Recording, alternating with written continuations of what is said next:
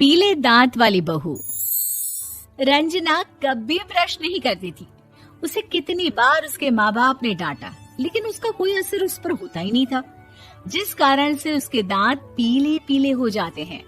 शादी के बाद। अरे बहू, वैसे तो तुझ में कोई कमी नहीं है, पर तेरे दांत इतने पीले कैसे हैं बेटा? कैसे मतलब? कोई सर्जरी थोड़ी ना कराइए। वो तो क्या नाम, मैं ब्रश नहीं करती थी तो पीले हो गए। अब क्या करूं? आप कहें तो लाल करवा लूं या फिर काले? यार ये क्या है, क्यों माँ से लड़ रही हो? लड़ रही हूँ? अरे मैं लड़ रही हूँ या ये बोल रही है कि दांत पीले हैं, पीले। अरे तपस्या थोड़ी ना की है इन्हें पीले करने के लिए। बकायदा ब्रश नहीं किया है 20 साल तक, तब जाकर। छी, कैसी बात कर रही हो? ये उस वक्त तो पीले नहीं थे जब हम लोग तुम्हें देखने आए थे। अरे तब साफ करवा लिया होगा डेंटिस्ट के पास जाकर। अब देखो कैसे पीले पीले लग रहे हैं। रंजना सास की तरफ गुस्से से देखती है। फिर शुरू हो गई पीले पीले पीले।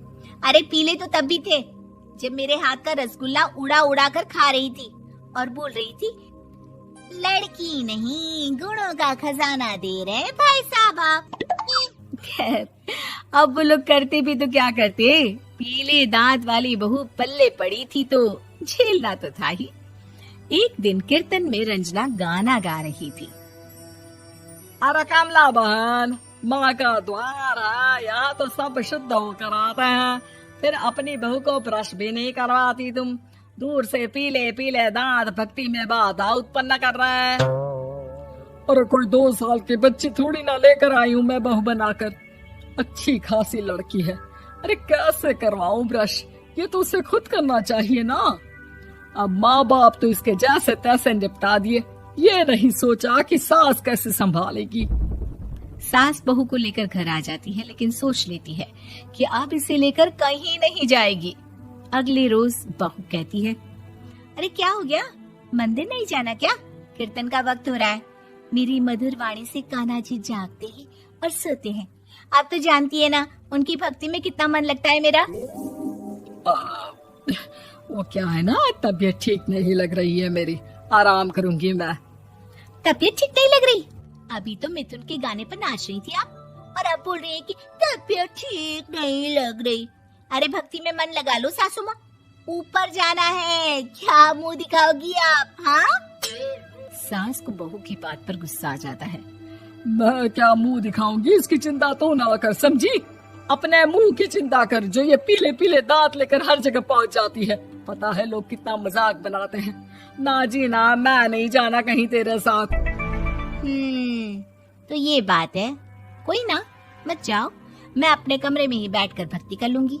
ऊपर वाला दांत थोड़ी ना देखता है, मन देखता है, भावना देखता है। और अरे बस बस, तू सब कुछ दिखा, बस ये सफेद चमकदार दांत ना दिखाना किसी को, है? जा यहाँ से। बहू को सास की बात का कोई फर्क नहीं पड़ता, वो तो जैसी थी वैसी ही रह जाती है। सुबह नहाकर किचन में खाना बनाना, फिर खाना खाना, कीर्तन भजन करना और सो जाना। एक दिन, माँ जी मैं सहेली के घर जा रही हूँ, शाम को लेट आऊंगी। हाँ हाँ तो जाना, मैंने कौन सा तेरी आरती करनी है घर पर बैठकर। रंजना सहेली के घर जाती है, जहाँ वो पार्टी में जाने की तैयारी कर रही होती है। अरे शिखा, कहाँ जाने की तैयारी कर रही है? मैं गलत वक्त पर आ गई क्या?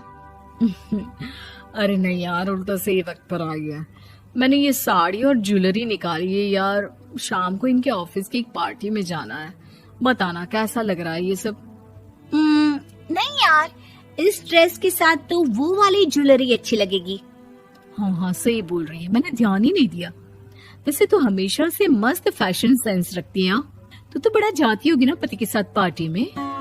रंजना कुछ नहीं बोलती, बस सोचती है कि यार काश ये बात सही हो जाती, पर मैं क्यों नहीं जाती पार्टी में? क्या इन लोगों की कोई पार्टी होती नहीं होगी? रंजना घर आती है और रात में पति से सवाल करती है, एक बात बताइए, आप मुझे किसी पार्टी में क्यों नहीं ले जाते? क्या आपके यहाँ ऑफिस में पार्टी नहीं होती? पति बेचारा क्या कहता कि दांत पीले हैं तुम्हारे इसलिए। अरे कोई पार्टी होती नहीं हम लोगों के ऑफिस में, तो कहाँ से लेकर जाऊं? और मार्केट, मॉल, कहीं वीकेंड घूमना, कहीं तो।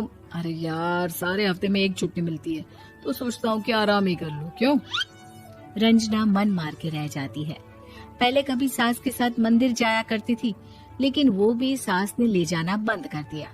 घर बैठी बैठी रंजना बोर हो जाती है। तभी उसे आइडिया आता है और वो मायके जाने का सोचती है। सासू माँ, 2 दिनों के लिए मम्मी के घर जा रही हूँ। अच्छा ठीक है, आराम से जा। और हाँ, माँ से कुछ अच्छी आदत सीख कर आना कि कैसे शरीर के हर भाग की तरह दांतों की सफाई भी जरूरी होती है, समझी? शुरू हो गई ना आप।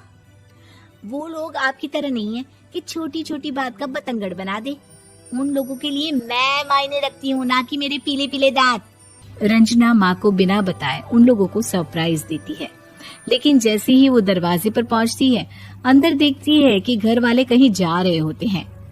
अब माँ, काश रंजना दीदी के दांतों वाली प्रॉब्लम नहीं होती, तो वो भी हम लोगों के साथ चलती ना बुआ जी की बेटी की शादी में। हाँ बेटा, लेकिन अब उसे कौन समझाए कि उसको उसके पीले दांत नहीं दिखते, लेकिन उसके आसपास के लोगों को कितना एम्बैरेसिंग फील कराते हैं। मुझे तो कितनी बार उसके स्कूल की टीचर ने शिकायत की कि उसके साथ कोई लड़की बैठना भी नहीं चाहती, और ना ही कॉलेज में कोई उससे बात करना चाहता था। लेकिन पता नहीं क्यों उसे ये बात समझ में ही नहीं आती। कोई कमी नहीं है उस लड़की में, बस यही कि दांत पीले हैं। वो तो भला हो जीजा जी और उनकी माँ का, जो दीदी को जैसी है वैसे ही रखा हुआ है। रंजना को अपने घर वालों की बात सुनकर बहुत दुख होता है।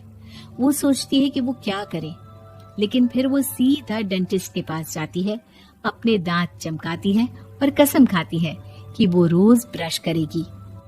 अरे क्या हो गया?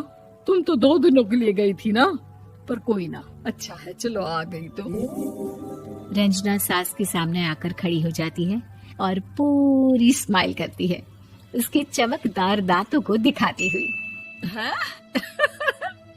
चले मंदिर? माँ, मुझे माफ कर दीजिए, मैंने आप लोगों को बहुत एम्बैरेसिंग फील करवाया। मैं आज से रोज ब्रश करूंगी।